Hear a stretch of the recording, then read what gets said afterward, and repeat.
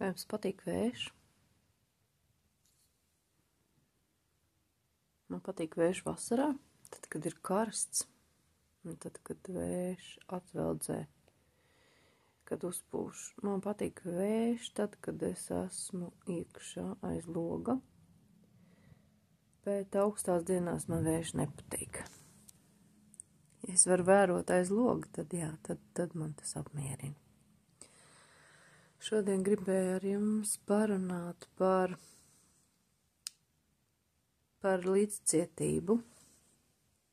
Mūsdienās stipri pieklibo līdzcietība, un mēs jaucam valodas, mēs jaucam nacionalitātes ar līdzcietību. Bet īstenībā līdzcietība ir vai līdzjūšana, vai no sirds izteikta pateicība, vai no sirds pateikta laba doma, vai no sirds pateikts labs vārds. Tiešām no sirds tā, lai var just, ka acis saka to pašu, ko dvēseli. Bieži ir tā, kad tiek pateikts vārds, bet tas neko nenozīmē. Tas nāk pavirši, ātri un ne no sirds. Tas laikam ir tāds iestatījums, ko baigi grūti ir apmainīt, jo tas nāk no bērnības, šī līdzcietība, ja? Es varu citreiz līdzcietībā runāt tā, ka man pašai asaras birst, bet ne katrs uz to ir spējīgs, un arī tās ir jūsu vibrācijas, kas nāk no jums. Tā kā jūs mākat pateikt vai vispār nemākat, tas ir jūsos iekšā. Vai to var mainīt? Droši vien, ka var. Visu var mainīt. Es esmu pārliecināts, ļoti daudz lietas var mainīt un samainīt, un kas tad ir par līdzcietību, parunāsim bišķiņ. Līdzcietība tiek jaukta tagad ar karu kopā ar nacionalitātēm, ar valodām. Tas ir nepareizi, jo līdzcietība ir tomēr iet bojā nevainīgi cilvēki. Viņi nav karotāji, viņi nav vainīgi, ka viņi ir piedzimuši tajā vietā. It kā saka, ka karma, nu jā, karmas jautājumu es neaizskāršu šodien, bet par līdzcietību gan gribās daudz un dikti runāt, jo šī līdzcietība pēc tam jums pašiem kādā brīdī tāpat atnāks, atmaksāsies, un jums būs tādas situācijas, kurās jums līdzcietība būs jāsaņem no citiem, kur jūs to ļoti gaidīsiet, bet jūs to nesaņemsiet. Tāpēc, ka jūs nepadomājot par to, ka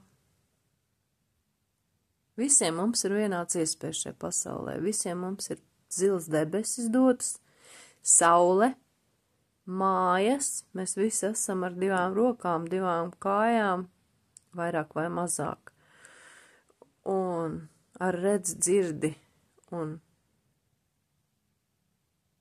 vēl citām īpašībām, kuras mēs bieži esam aizmirsuši, ka mums tāds vispār ir. Un iedomājoties jau to, ka mēs esam kurlmēmi vai bez redzes vai ar vāju redzi,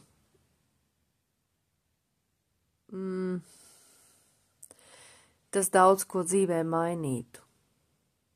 Vienā brīdī tas viss var pagriezties pavisam savādāk. Jo tas lepnums un tas egoisms, kurš ir mūsos, ir daudz labu cilvēku. Bet es runāju šobrīd par tiem, kuri nav līdzcietīgi cilvēki. Un kādā brīdī tas var apgriezties pret jums pašiem. Jo pasaule nav tikai es tur tā un es tur šitā. Pasaule ir līdzsvars. Pasaule ir labas sajūtas. Pasaulē ir vibrācijas, kuras šobrīd ļoti mainās uz labajām, pozitīvajām, kā jau mēs zinām. Daudz to saprot un ievēro, un tas ir ļoti labi. Bet kāpēc es runāju, lai vairāk cilvēki aizdomājas par to, ka tiek vainota, slēpjoties cilvēki slēpjoties aiz savām emocijām, viņi vaino valodu, vaino nacionalitātes, bet cilvēcība paliek cilvēcība, to neviens nav atcēlis, un to neviens arī nekad neatcels.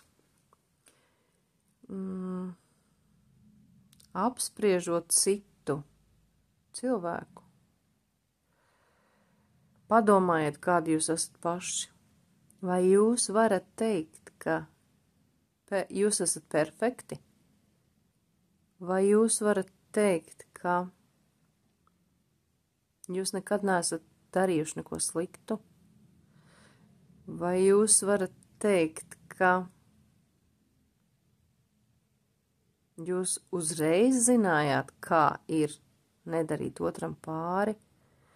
Vai jūs zinājāt, kā ir neaizskart otru? Jo šīs sāpes un pēc tam varbūt nepareizi izteikts vārds kādam cilvēkam grauzīs sirdi un dvēseli, bet vienmēr nepareizi izteikto vārdu var labot. Par to var atvainoties, citi arī neprot atvainoties. Atvainošanās ir ļoti svarīga īpašība, jo tas arī ir tas līdzsvars pašam ar sevi, pašam ar savu dvēseli, ar savām vibrācijām, ar saviem uzskatiem. Apstāties uz brīdi.